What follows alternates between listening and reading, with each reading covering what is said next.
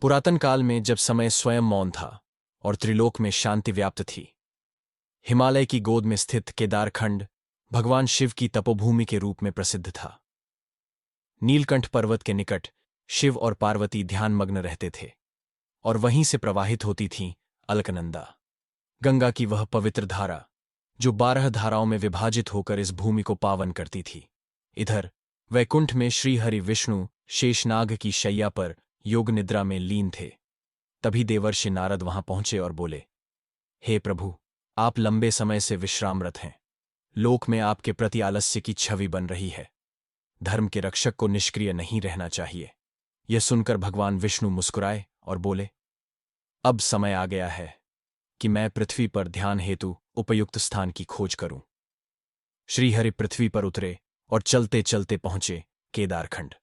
वहां की शांति, पर्वतों की महिमा और अलकनंदा की कलकल ध्वनि से वे मोहित हो गए। उन्हें लगा यही है वह पवित्र भूमि जहां वे तप कर सकते हैं। लेकिन वह स्थान शिव पार्वती का था। तभी भगवान विष्णु ने लीला रची। वे बने एक नवजात बालक और उसी क्षेत्र में जोर जोर से रोने लगे। उनका करुण रुदन सुनकर माता पार्वती का हृदय पिघल गया। वे बालक को गोद में लेकर अपनी कुटिया ले आईं, उसे दूध पिलाया, सुलाया। जब वे शंकर जी संग बाहर घूमने निकलीं, बालक बने विष्णु ने भीतर से द्वार बंद कर लिया। जब दोनों लौटे, पार्वती ने पुकारा, किंतु दरवाजा नहीं खुला। शिव मुस्कुराए और बोले, हे उमा, यह बालक कोई साधारण नहीं, यह तो स्वयं श्रीहरि हैं। अब यह स्थान इन्हें समर्पित है।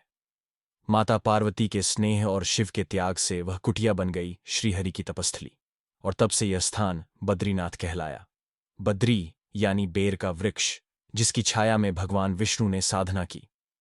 कहते हैं, जब विष्णु तप में लीन हुए, तब हिमवृष्टि ने उन्हें घेर लिया। तभी माता लक्ष्मी ने बद्री वृक्ष का रूप लिया और अपने स्वामी को शीत से बचाया। जब श्रीहरि ने साधना पूर्ण कर नेत्र खोले, तो लक्ष्मी के इस त्याग को देखकर वे बोले, हे देवी, आज से यह भूमि तुम्हारे नाम से भी जानी जाएगी।